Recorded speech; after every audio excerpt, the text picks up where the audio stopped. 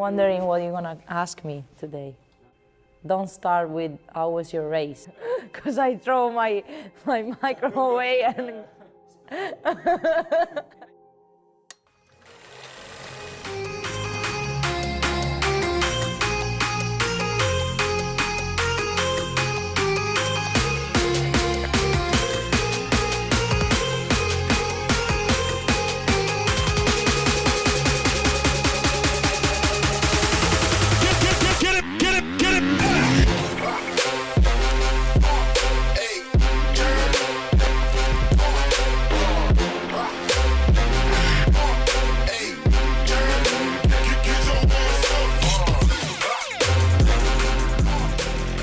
I started riding a bike because my brother Luca is 6 years older than me. He was already racing a bike. I just grew up into his life, you know.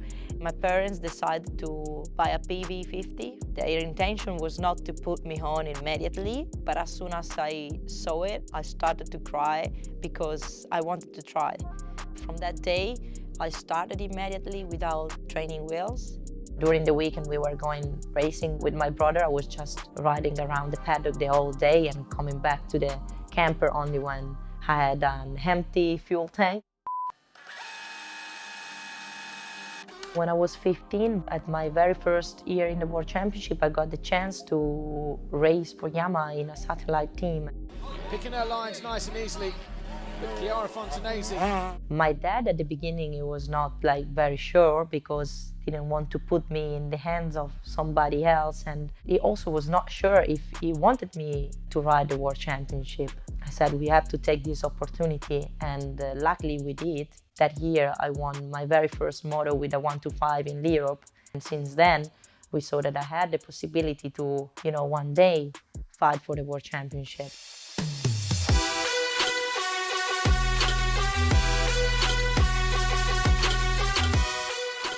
After the first year, we decided to do it on our own. We built our own team, kept going with the MX Fonte Racing team since then to now.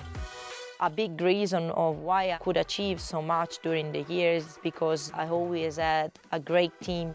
My family, my dad knows perfectly how to put the bike in terms of suspension. And my brother always did the electronic. He always been a rider and he know what I need. Everything was managed by us and everything was going around me, my races and my results. My family is my first supporter and they walk with me in the same direction. I trust them 100%. My very first championship win has been taken in England. For sure it's something that will last forever in my heart. Already one was already something great, and to win 4 in a row was incredible. A 4-time world champion, Chiara Fontanesi, and Yamaha world champions again. A girl to succeed in motocross need a really strong mind, be talented, and of course need to have a physical condition which is very good. I think my strength point as a racer is my head. I'm mentally really strong. When you're really tired and you still have to push because you need to be on a certain time or a certain repetition, it's there where your mind needs to come out and say you can do it, I think also I'm a talented girl because when I was a kid I never really was training and I was still winning, and I just learned how to make a good corner or how to, wait for scrub or keep the bike low in the jumps. And if you are able to do that without nobody telling you, it's because you have your talent inside yourself. Nobody ever teach me riding a bike, no one. It's something that I think I have in my blood.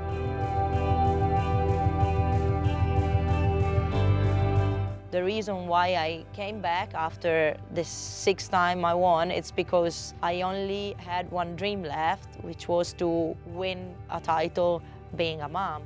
For sure, I want to prove myself that even after a pregnancy, I can still be the fastest and still be at the top and fighting for the World Championship. So as soon as I could, 1 month after I gave birth, I was back on the bike. Only 12 points separate the top 4 riders, Duncan Papamaya, Fontanesi and Van der Ven. And I was still fast, I needed time to be back at my level, but it means that I was ready to participate and I was training almost every day. I was lining up behind the gate in Matterley Basin 2020, only 3 months after I gave birth. And that for me was already a big achievement because my mind always wanted to be back, but you never know until you get there. Third overall this weekend, the KTM of Chiara Fontanesi. And when I could finish on the podium already at the first round, it was just really amazing for me and something that I was just like speechless. The season this year is going very well. I've been very consistent apart the first round where I had a bad luck and I lost a lot of points, but for the rest I've been on the podium every round. I won 3 of 4 motos in Turkey, which was very good. 4 motos, very intense. The all 4 finished almost the same, you know, apart the first one. I think that has been one of the greatest battles I've had. That was a proof to myself and to my family that if I say something, I can reach it. We don't prepare strategies before the season, especially in these couple years, you know, with the COVID situation. You never know when you're gonna race, if the race is going to stay there, so difficult to make plans. What I do, and it's what I always did, it's to focus each motos in what I have to do. So step by step, not thinking on the final result, not thinking on I have to do that instead of that.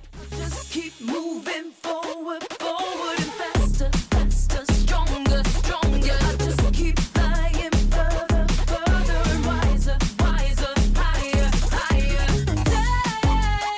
Take the limits up. The way you train has changed. Before it was more about riding and racing. Now I wouldn't be so good if I would just ride a bike and not training physically.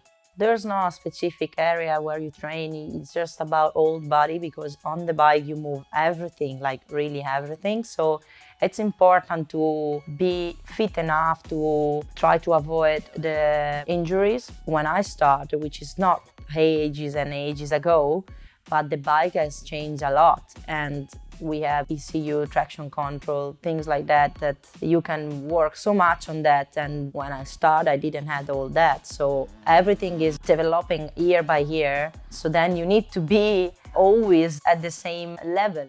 Inside myself, I always want to be the best in everything I do. And I give everything I have. If you want to become a world champion, you need to work hard.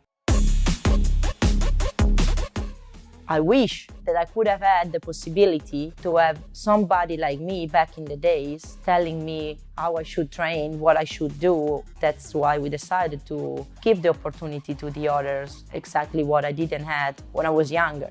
This is basically why we opened the KFA.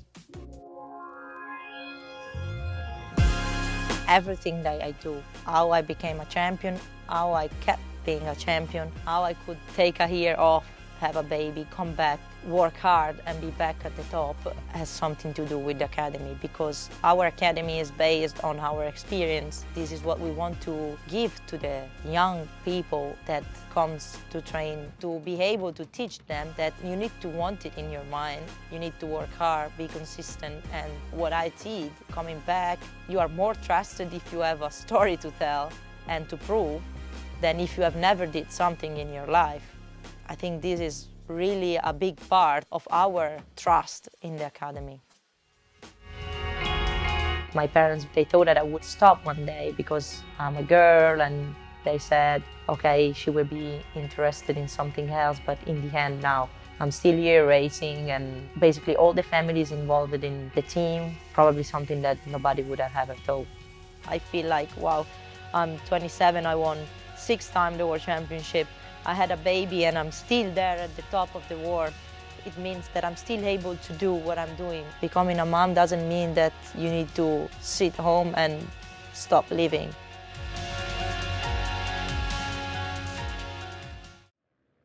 Here we are, temperature 16 degrees, barely a cloud in the sky over the Dolomite Mountains. Most picturesque racetrack that we have in Europe, possibly.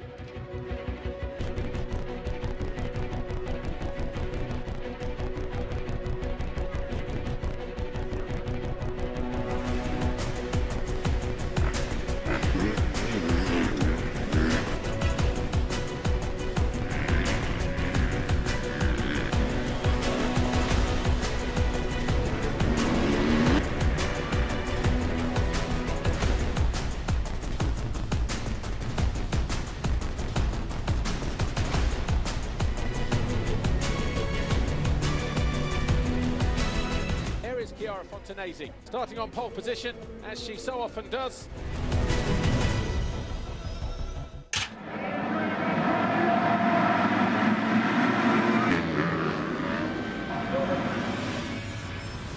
Fontanesi, upside down on the top of the hill.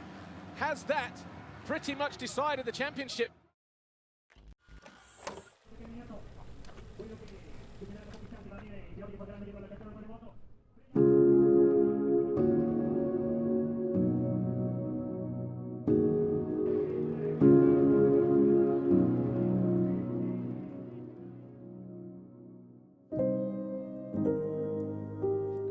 I already forget about what happened because it's not something that you need to think about, because it's not that I've been doing mistake. It's something that happened to me for no reason. I mean, like, I just was the unlucky girl on track.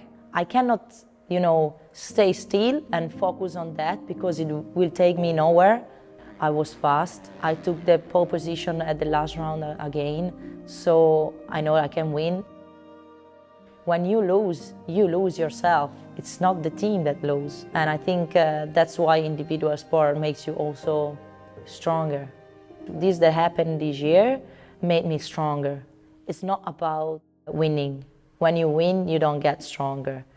I was really happy to see all the family, friends and fans at the end of the podium. I wasn't expecting this at all. I mean, I was just with my daughter, going back to the van, and I was like, okay, now I need to get changed. It was the last race of the year. All of a sudden, I turned the corner and I saw all the people on the line waiting for me, and they even took me and made me jump in the air. There were many people that I didn't know that they were there cheering for me, and that was amazing. I was feeling like I won the championship. All of a sudden I was like, smiling and crying from joy because I made people proud anyway.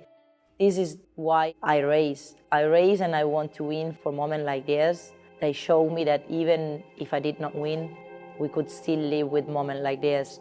I'm so happy that I could give everything I had, because nothing more frustrating than ending a championship and knowing that you could have give more. I gave everything I had, and that's why I'm happy anyway.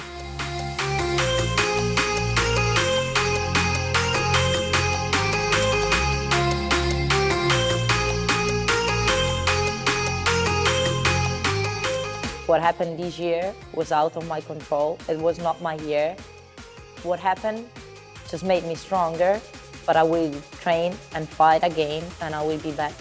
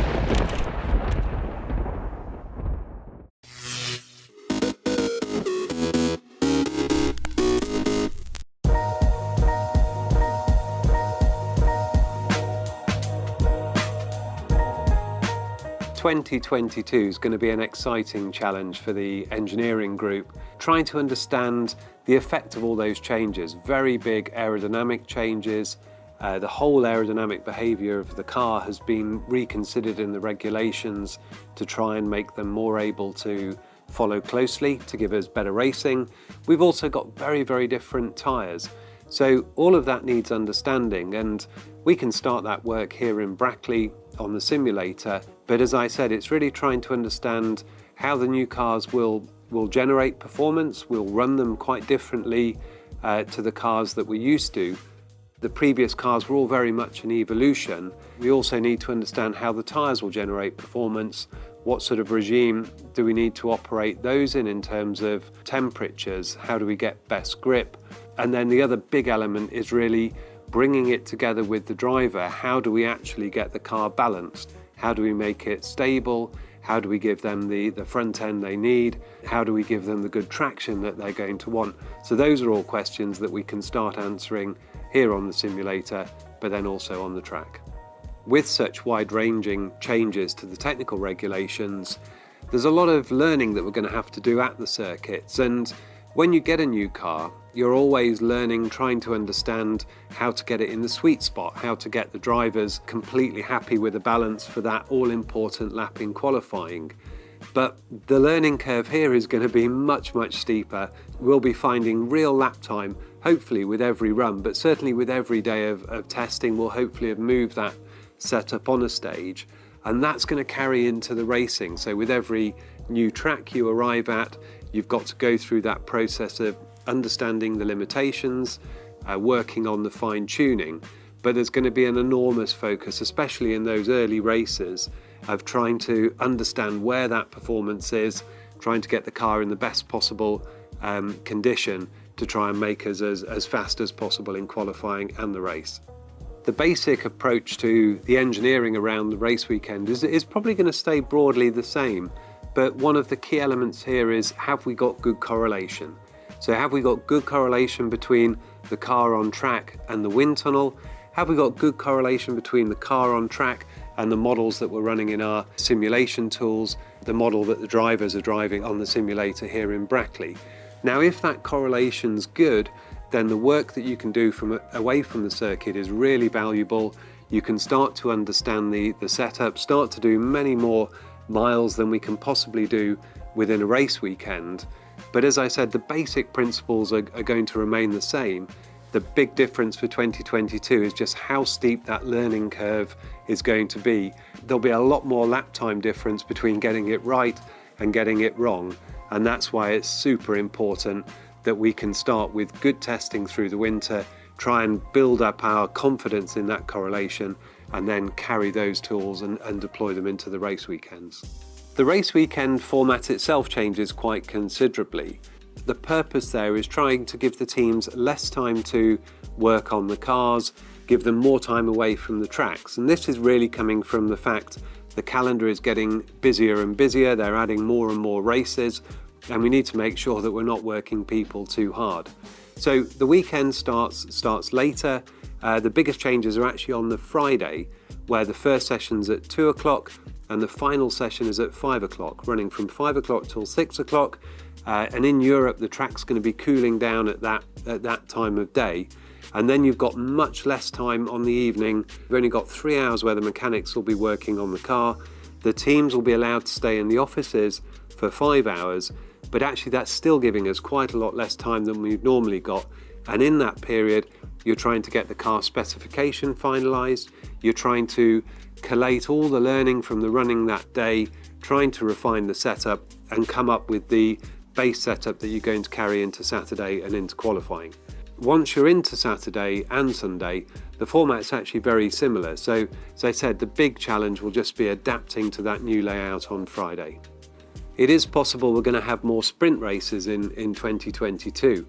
And those are an additional challenge. The key bit with a sprint race is you've only got 1 hour to get the car setup finalised, and then the next time you roll out of the garage, it's straight into qualifying. So that puts an awful lot of emphasis on getting the setup right to start. And with cars that we knew really well, that was a big enough challenge. Having a completely new machine to deal with in 2022 is going to make that challenge even bigger. Winter testing is going to be vitally important. There's only 6 days, so that's 3 days per driver, to try and really learn everything there is to know about these cars. There'll be a lot of work put into the correlation side, so making sure that the car that you've put out on track is matching all of those simulations. Have you got as much performance on it as you hope to have on it? And then a big element of trying to understand the tyres, and then in parallel with that, we'll be exploring different setup directions. So trying to get the cars into the correct working window, get them into that sort of sweet spot for the drivers so they can really attack the lap in qualifying.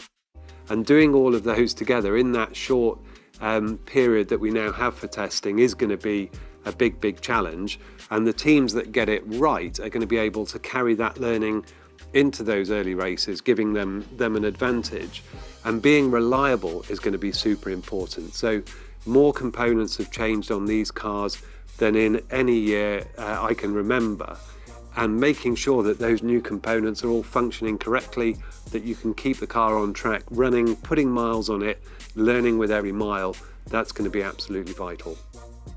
One of the big questions that the fans are going to want to know the answer to is, are these cars going to give us better racing? They should certainly be improved. A huge amount of effort has gone into these regulations, trying to mean that the car in front doesn't disrupt the airflow for the following car. That will allow the driver to stay closer, and the closer you can get, the more likely you are to be able to overtake. Now, will it make a track like Monaco an overtaking circuit? In reality, that's quite unlikely. The straights are too short, the track's too narrow. There really isn't any easy place around Monaco to overtake. But what we'll probably see at lots of the other circuits is that you can follow more closely, you can put the car ahead under pressure, it's easier to get within an undercut range, and importantly, there will be straights now where hopefully you can make a passing manoeuvre stick, whereas previously it wouldn't have been practical. So all of that, we'll start to get a flavour for it in Barcelona, in Bahrain, but really it will only be when the lights go out for that first race that we'll know whether this project has been successful in that very specific regard.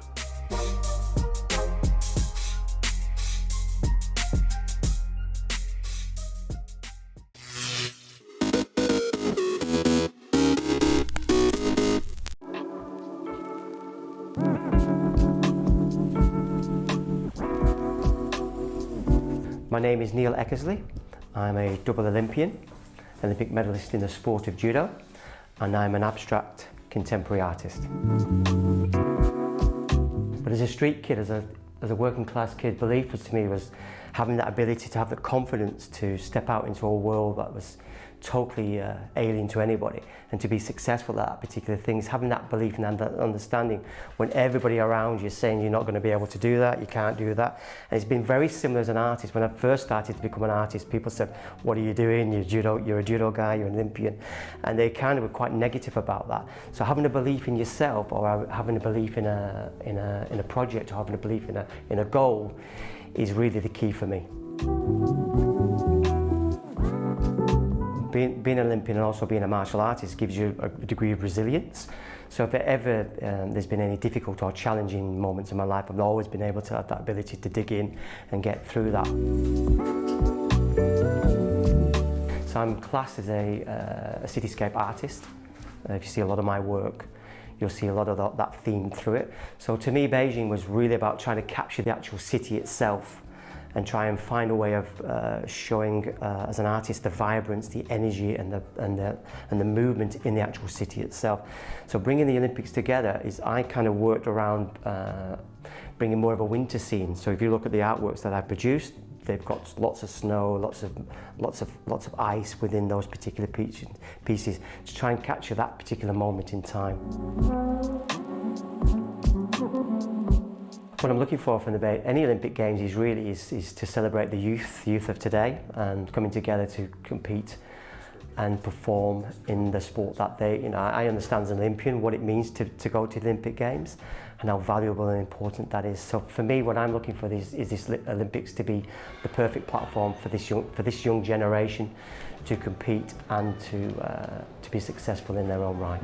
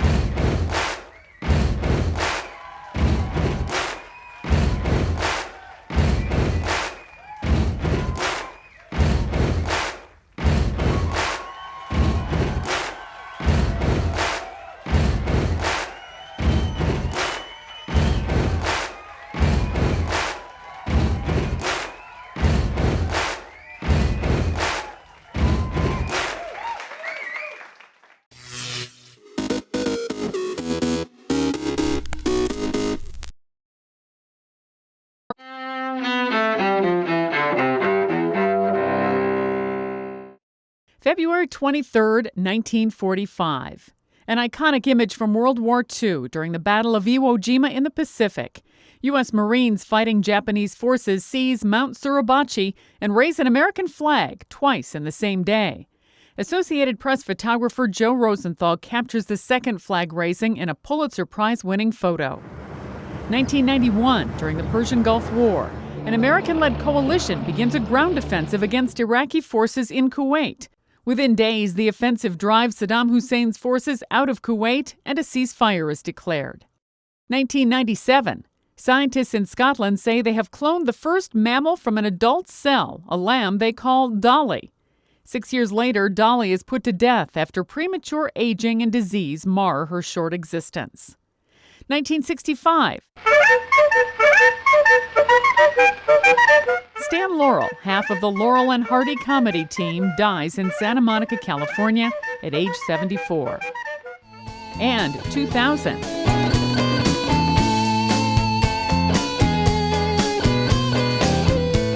Carlos Santana wins 8 Grammys for his album Supernatural. That ties the record set by Michael Jackson's Thriller album for the most trophies on Grammy night. Today in history, February 23rd. Sandy Kozel, The Associated Press.